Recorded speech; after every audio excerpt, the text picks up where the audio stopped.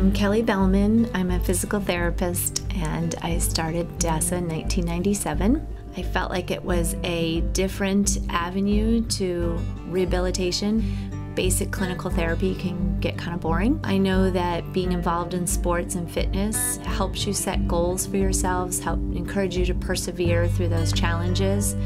And ultimately, you're doing it for yourself, not for your therapist or your parents or your doctor. It strengthens us physically and psychologically, so it was the best choice to make for the people that I was working with. I was working in the school district, and one young man came into my room, Ryan Demler. He had a lot of energy, and he really wanted to do big things in athletics when he grew up. Ryan and several of his classmates met, and we played wheelchair basketball for a couple weeks. And then one of them wanted to swim, so I thought, okay, let's start swimming lessons. And then one of them wanted to run, so I said, okay, let's start track. And then it just slowly evolved, and we gained more sports and more athletes. And here we are today, 20 years later, with probably over 300 athletes, many volunteers in every sport you can imagine. Our track and field team has athletes that are nationally ranked. Our sled hockey team has 2 gold medalists on it from 2 different Paralympic Games.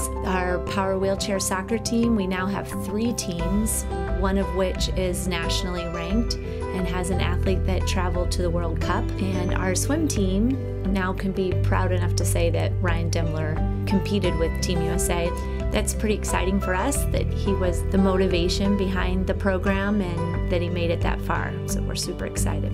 When I formed DASA, it was really for the therapeutic benefit of that kiddo. But what's come of it is so much more.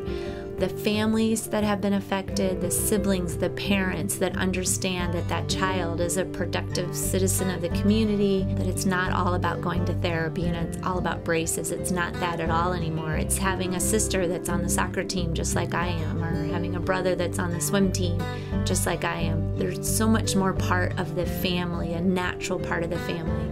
Understanding that these children that have been labeled with disabilities from the beginning, that there are no limitations. I mean, we will find a way for them to show their best abilities. The whole world is learning from our kids that DASA athletes do not have limitations.